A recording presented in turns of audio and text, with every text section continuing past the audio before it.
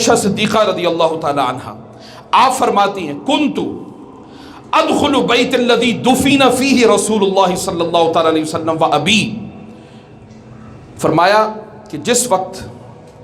رسالت مآب صلی اللہ تعالی علیہ وسلم کا وصال ہوا تو حضرت اما عائشہ کا حجرہ پاک تھا، ابو بکر صدیق کا وصال ہوا حجرہ پاک تھا، فرمایا ایک میرے شوہر پاک تھے ایک میرے والد گرامی تھے، تو میں بغیر پردے کے قبر کی طرف چلی جاتی تھی، زیارت کر لیا کرتی تھی۔ فَأَضَعُ ثَوْبِي فَأَقُولُ إِنَّمَا هُوَ زَوْجِي وَأَبِي، میں پردہ اس وجہ سے نہیں کرتی تھی، کوئی کپڑا نہیں اوپر ڈالتی تھی، کیوں؟ ہوا زوجی، ایک میرے شوہر پاک تھے، وَأَبِي، اور ایک صدیق اکبر میرے والد گرامی تھے۔ فَلَمَّا دُفِنَ عُمَرُ مَعَهُمْ فَوَاللَّهِ مَا دَخَلْتُ إِلَّا وَأَنَا مَشْدُودَةٌ عَلَيَّ ثِيَابِي حَيَاءً مِّنْ عُمَرَ۔ یہ حدیث ہے، حضرت امام احمد بن حنبل نے بھی اس کو بیان کیا ہے، واقعی فتوح الشام میں بھی یہ موجود ہے کہ اما عائشہ صدیقہ رضی اللہ تعالی عنہا فرماتی ہیں، احمد بن حنبل مسند احمد بن حنبل میں یہ حدیث ہے، حضرت اما عائشہ صدیقہ رضی اللہ تعالی عنہ فرماتی ہیں جس وقت حضور کا وصال ہوا، صدیق اکبر کا ہوا، وہ چکے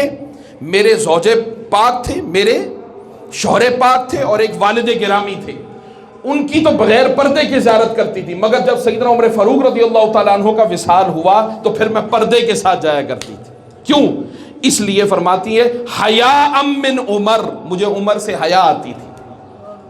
بھئی جو قبر میں چلا گیا، مر گیا، ختم ہو گیا، تو پھر حیا کیسی؟ وہ تو قبر ہے،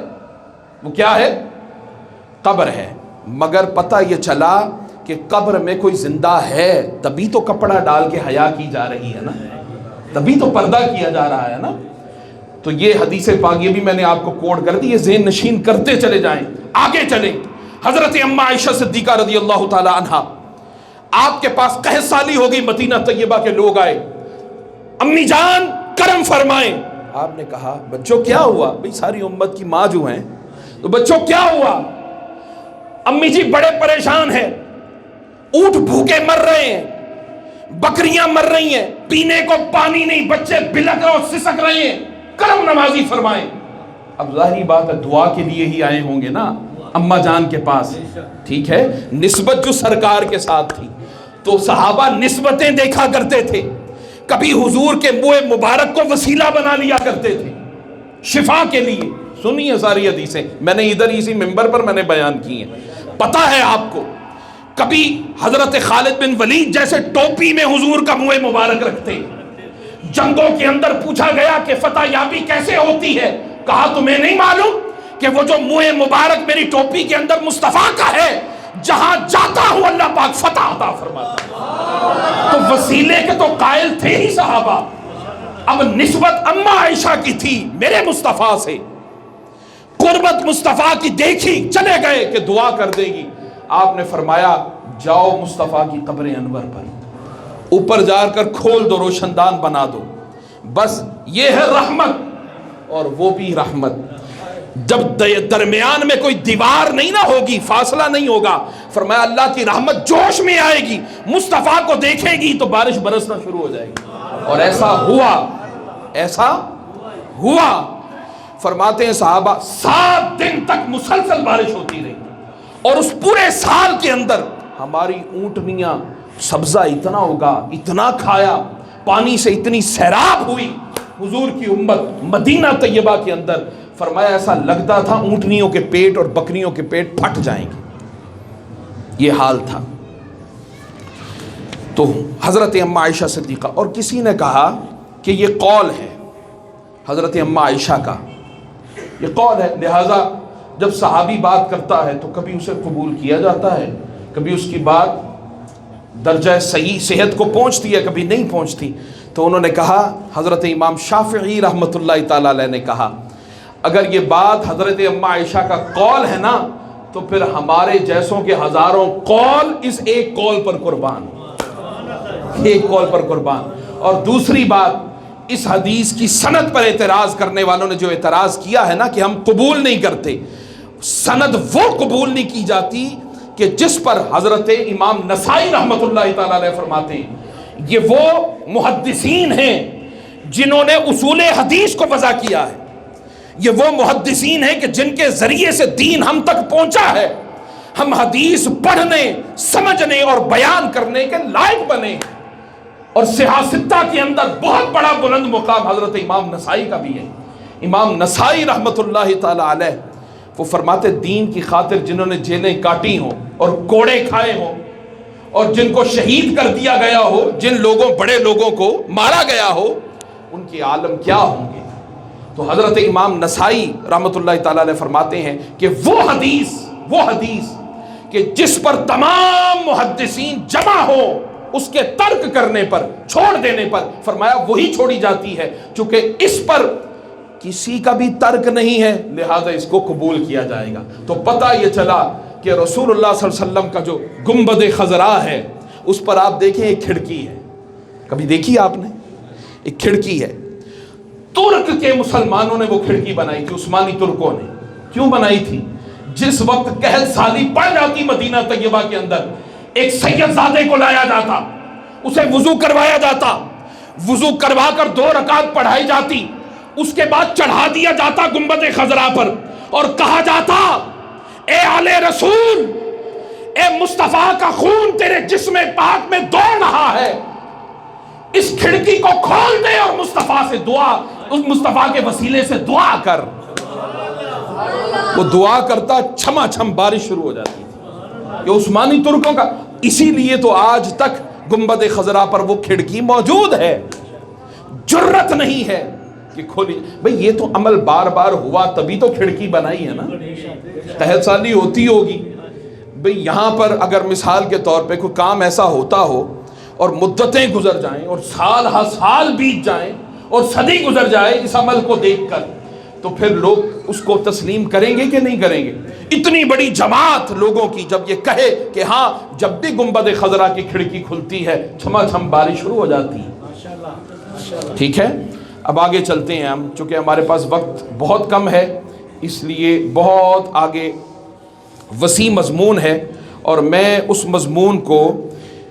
یہ خاص طور پہ اس حدیث مبارکہ کو بھی آپ سنیے گا، اور پھر بلکہ یہ ایک تاریخ کا واقعہ بھی آپ یوں کہہ لیں کہ حضرت داؤد بن صالح سے مروی ہے۔ وہ بیان کرتے ہیں کہ ایک روز خلیفہ مروان بن حکم روضہ رسول کے پاس آیا تو اس نے دیکھا کہ کوئی شخص ہے کہ جس نے اپنا چہرہ